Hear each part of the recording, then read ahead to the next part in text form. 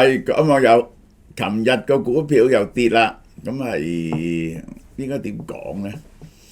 就過去嗰個月，我哋嘅股票不停升，不停賺，每一隻股票都大賺。咁琴日咧就跌，咁樣跌，咁因為我唔 take profit 嘅，我唔 take profit，咁梗係唔見翻一啲 profit 啦。整體係唔見咗今年嘅幾個 percent profit，幾個 percent profit。咁就係，但係即係 anyway 咧，我呢種買股票嘅方法咧係唔介意呢啲 fluctuation 嘅，唔介意呢啲 fluctuation。但係呢個股市嘅跌，我哋都要有啲警惕在心啊！到最後我會話俾你聽，呢一個係3條紅線喺邊度？呢個就係其實我投資13講，最後就係講呢個黑天鵝同埋灰犀牛嘅呢個就有講呢啲事件，同埋對個股市嘅整體幾時要離場嘅睇法。嗱，有個好消息啊！俏貓貓生活百貨終於開翻間新鋪，係喺呢個 Most Town 新港城中心，呢個係馬鞍山3樓3009B， 係恒基嘅，呢個好旺嘅商場。8月23號，即係大後日，星期六隆重開幕。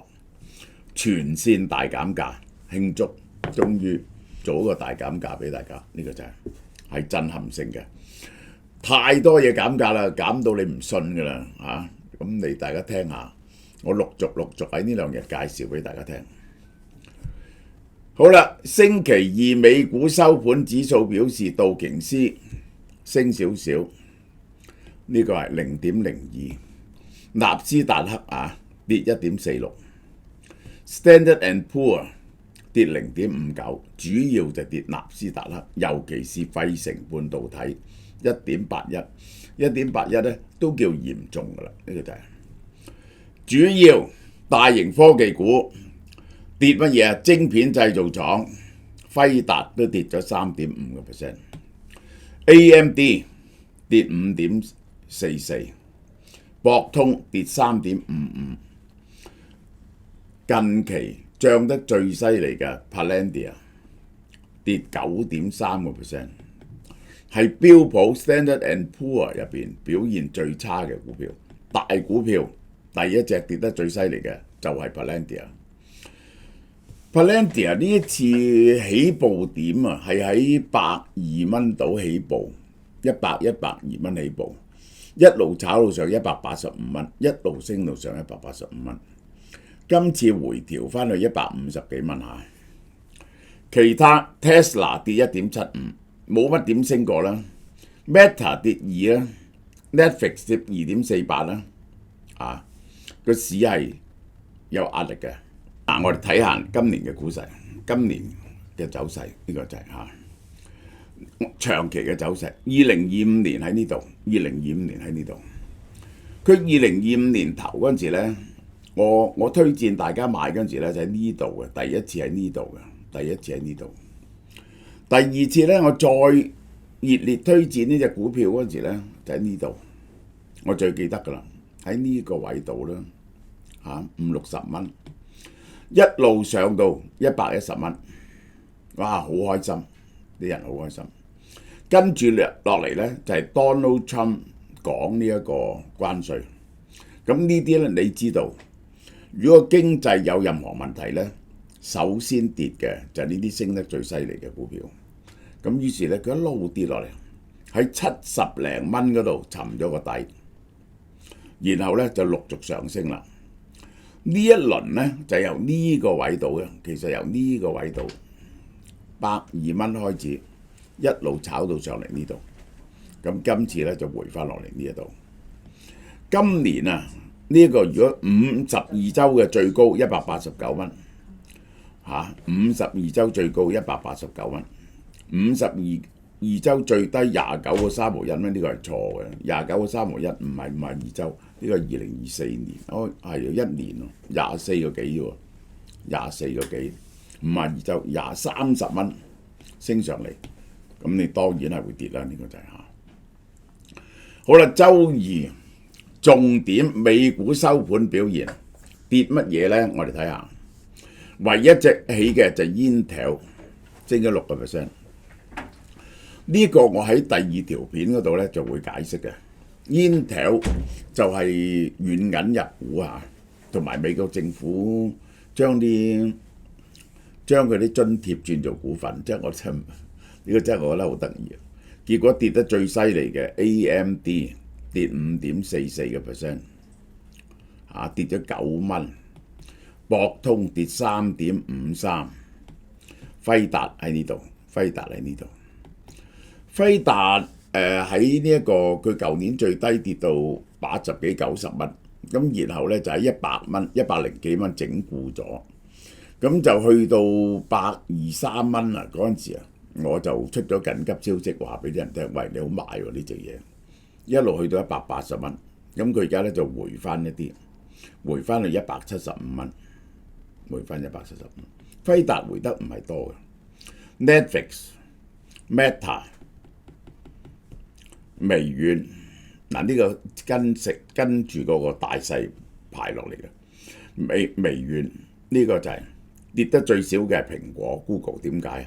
因為佢根本冇起到啊嘛，冇起到嘛。好啦，收盤嘅跌幅呢一個就係最多呢一隻，咁呢個係。呢啲做藥嘅呢個做藥嘅跌42%啊，跌42%啊！呢啲唔關事嘅，呢啲係好細嘅公司。我哋睇下佢嘅市值 market cap 22.7個 B， 1.4個 B， 所以我永遠唔買呢啲咧個市值咁細嘅股票。你睇下可以點跌法？呢個就係比較大啲嘅就係呢隻Nantech Global 跌10%。咁呢度咧唔使講啦，有一隻咧就大家近期買多少少嘅，有人提過嘅生康咧跌10%，Palantir 喺呢度跌9%， 9.3幾個%。Rocket Lab 近來都幾多人想買嘅 ，Rocket Lab 都跌咗9%。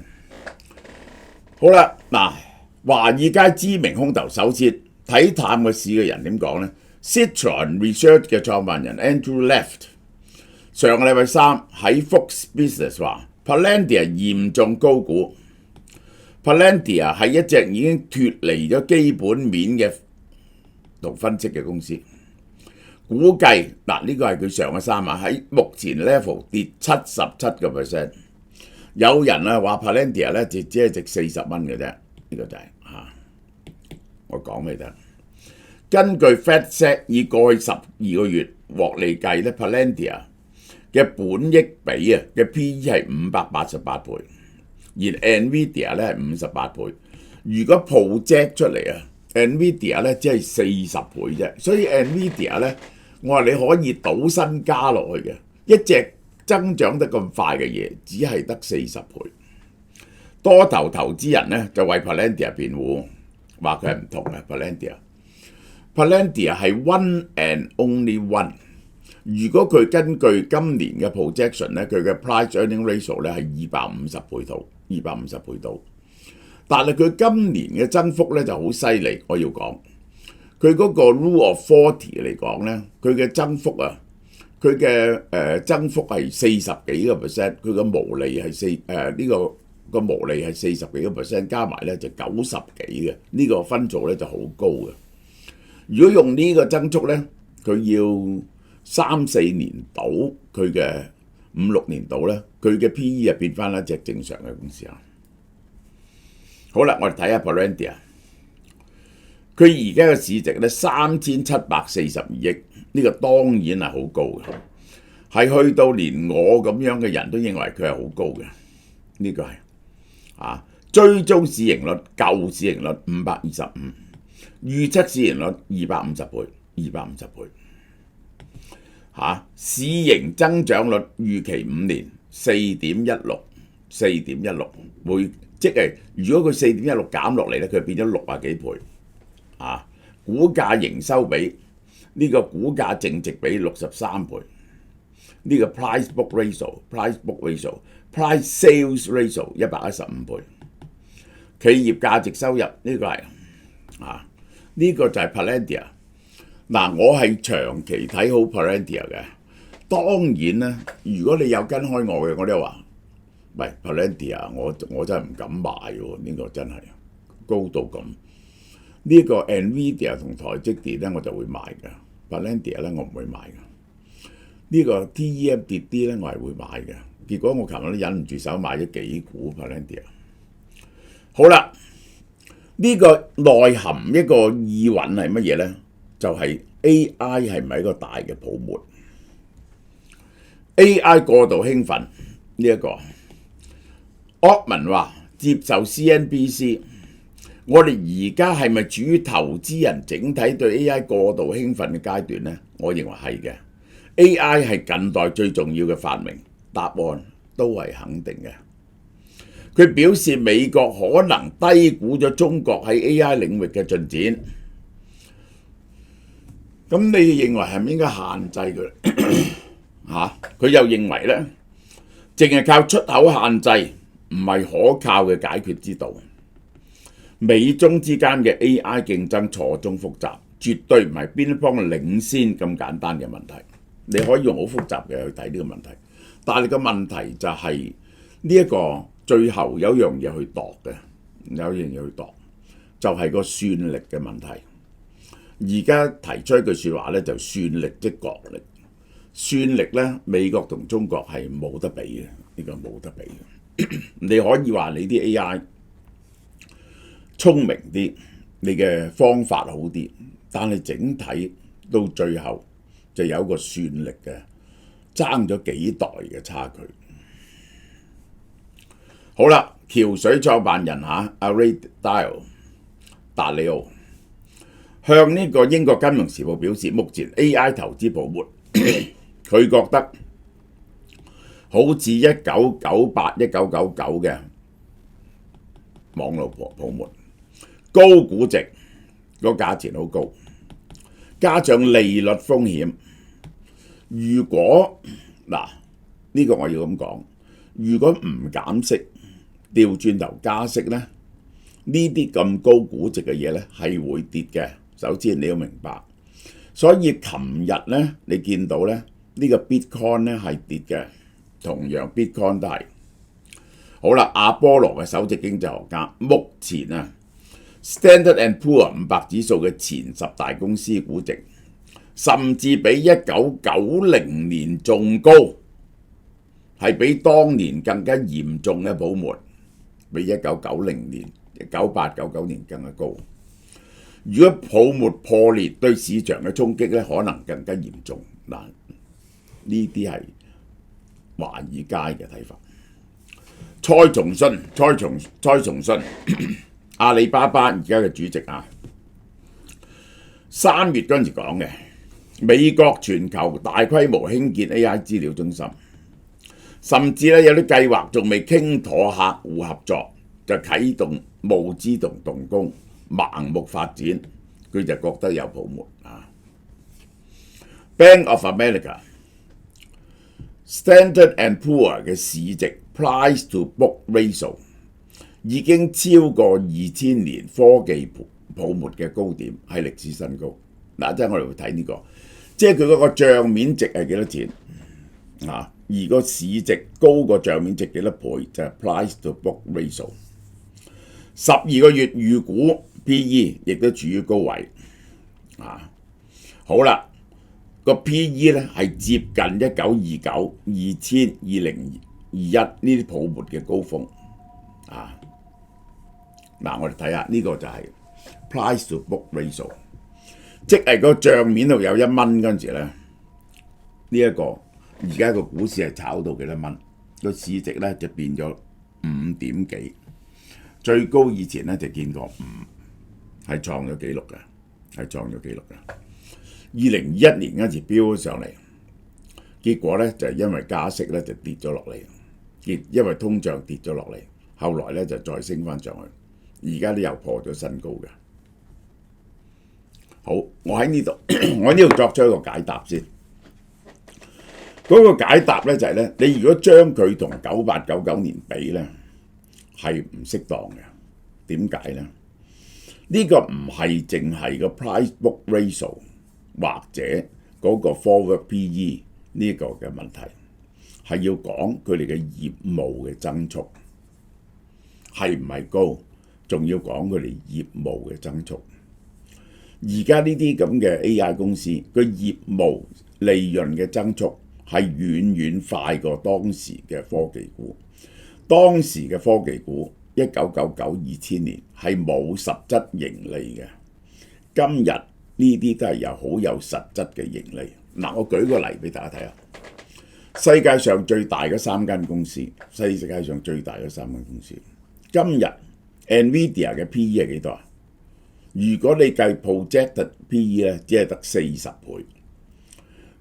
佢話你未曾見過一間公司咧，個盈利增長得咁快 ，sales 增長得咁快，而個 PE 咧喺度跌緊嘅，呢個就係 NVIDIA 啊。第二就係 Microsoft 嘅生意實在太過亮眼，呢個實在太過亮眼啊！佢第一佢喺 AI 嘅嗰個領前咧，但係唔係佢喺Azure 雲端啊，用呢一個 AI 嚟到運算啊，係減緊成本，賺得多錢。佢越投資得多，越賺得多，但係個 price earning ratio 咧一樣唔高。第三就蘋果就更加低啦。呢個就係，所以咧你見唔到呢啲咧公司咧係有泡沫，呢啲帶頭嘅呢3間3萬億以上嘅公司，我問你邊間係泡沫？同當時嗰啲當時嗰啲.com 公司冚唪唥冇盈利嘅，幾百倍 PE 嘅，係兩件事。嗰個我都話啦，你唔好淨係睇個 price earning ratio， 你仲要睇埋嗰個盈利增長嘅幅度。如果增長得快嗰刻，佢當然係個 PE 係更加高啦。呢個就係第二就係個 price to book ratio。係要睇而家呢啲公司咧係好輕資產嘅，但佢嘅盈利能力咧係非常之驚人嘅。好啦，第二啦，關於減息嘅問題啦，減唔減息？嗱，而家都大家等緊，每1年1次，全國央行喺齊集懷愛明 Jackson Hole 嗰度舉行央行年會，大家留意鮑維爾講乜嘢。根據芝加哥商品交易所 Fed Watch， 聯準會降息1碼嘅可能性係85%。嗱，佢曾經去到90幾個%，而家回翻一啲，係因為嗰個 PPI 上升。但係 PPI 上升係一個 factor 啦，我哋遲啲就會有個 PCE 數目同個非農就業指數，呢兩個咧都係會影響呢個鮑維爾嘅決策嘅。高盛喺個報告話，由於經濟活動增長乏力，同埋白宮縮減聯邦公務員，美國加強移民執法，未來幾個月勞動力市場表現平平。嗱，3個 factor， 經濟增長慢咗。經濟增長點解慢咗啊？因為關稅嘅 uncertainty， 啲人咧就係遲咗去投資，慢咗去投資。白宮削減公務員批准啦，同埋加強移民執法點解有關係啊？加強移民執法就少咗人做嘢嘅，個經濟活力咧減低咗少少嘅，呢個係。所以未來呢幾個月咧就唔會有咁多嘅新嘅職位出現。由於關稅政策引起嘅不確定性，嗰啲企業唔敢請人，嗱，呢個係真嘅，就令到嗰啲今屆嘅大學畢業生咧揾嘢做困難好多。好多公司咧亦都因為有 AI 嘅影響咧，就唔請啲 intern 喎，因為佢想咧就終於係會裁減晒中下級啲人喎。高盛分析師認為9月、10月、12月降息25個基點，25個基點即係1碼啦。今年降3碼，明年再降2次，我覺得佢樂觀。呢個好啦，嗱，仲有一點就係8、9月咧個股市平時咧都係就係弱嘅。自從1950至2024年咧8月平均咧都冇錢賺嘅，跌0.1平均。9月平均跌0.72，係全年最弱嘅一個嘅月份。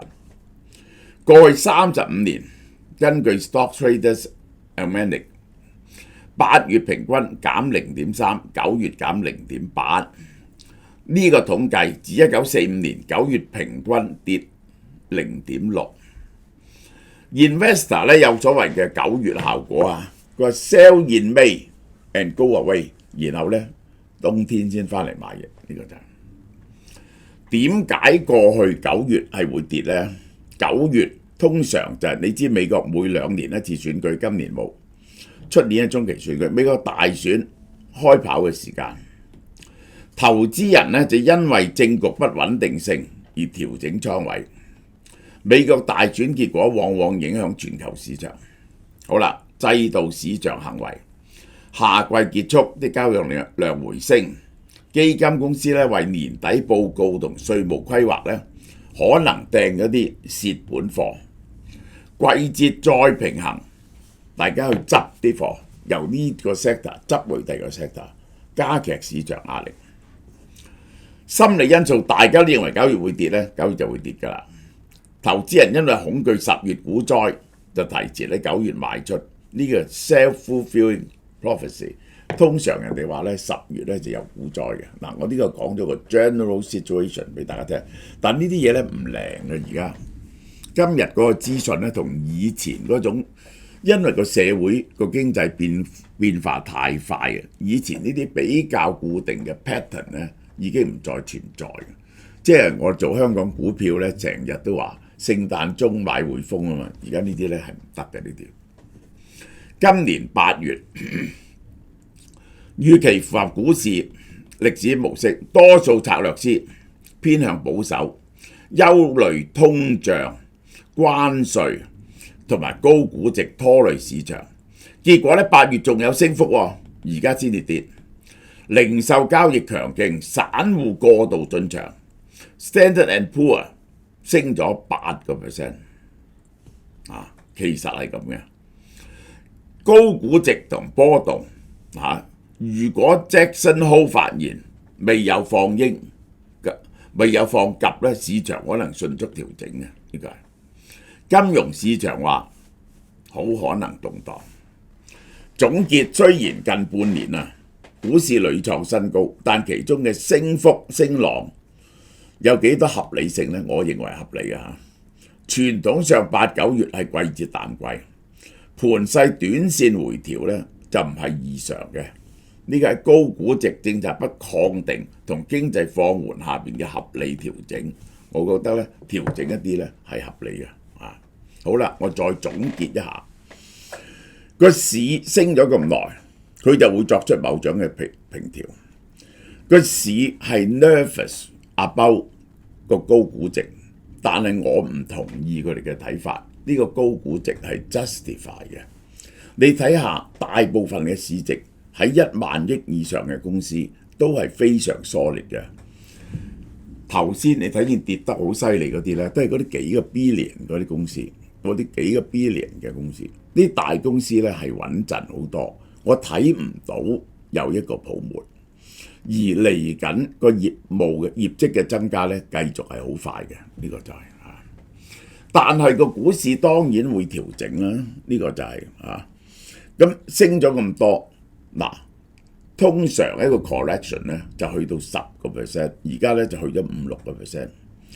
如果佢逼近2成嗰陣時咧，超過2成咧，嗰啲人就會話衰退。呢個係咁你最壞嘅情況就係出現滯脹，出現滯脹咧就要賣晒啲美國股票。但我會留意呢啲 factor 喺緊急消息嗰度咧，我仲有啲嘢同大家講嘅。如果你冇 join50蚊美金咧，你最好就 join。好啦，嗱，俏貓貓全線大減價我講俾大家聽。噔噔噔噔，馬鞍山新店隆重開幕，俏貓貓生活百貨有驚喜。8月23號星期六新港城4期3樓3009 B 鋪開幕，有人嚟剪彩嘅，精選韓國大廠 Form Bio 嘅健康產品，由1折起，仲有其他優惠勁到震下。無論你想護骨護眼、補維生素、調理腸胃、保養心血管、穩定血脂、強化腦部功能、減肥瘦身，都有折扣，平到你唔信嘅。凡係買咗嘢呢個，又去呢個最受歡迎嘅減價，今次係賣完呢啲嘢為止，呢手貨好快賣完為止嚇。Hancock Life MNN Collagen 一盒單購價375蚊，你如果買開啲嘢咧，275蚊啫，全香港最抵，注入活力因素、抗衰老。嗱 Q10 啊，呢一隻咧就係我個親戚攞咗呢個黑池大獎，就靠呢隻 Q10。佢好抵嘅，佢240粒。如果你上網 search 下 Q10 係一樣貴嘅嘢，240粒係食4個月啊！食4個月呢一個減低壞膽固醇、三酸甘油，增強抵抗力。原價720蚊，而家488蚊。嗱，呢一隻犀利，亞精胺好多人買嘅嘢。亞精胺係乜嘢呢？30粒，亦都係逆齡嘅關鍵，配 MNN 食咧就最好嘅。佢係啟動你啲細胞自噬，守護健康同青春。原價288蚊，減到172蚊。好啦，呢一隻緊要啦，未試過呢個價錢，從來未試過。57600食4個月1888蚊，食4個月。大家知道未試過咁平，上次最平都2200蚊，已經搶㗎啦。呢次1880蚊，因為佢每粒咧係有400 mg 嘅，有 TMG 同白藜蘆術嘅，係 MNN 之王嚟嘅，呢個係嚇。好啦，活髮素啦，活髮素呢一個等你頭髮無囊生長，原價248，半價124。嗱，呢啲係好多人買嘅嘢，再要咁樣減價。呢個活髮素，呢一個係獵戶素，呢個食咗唔屙夜尿嘅，呢個係亦都有助頭髮增長，保護前列腺嘅健康。原價180蚊，而家開張價108蚊。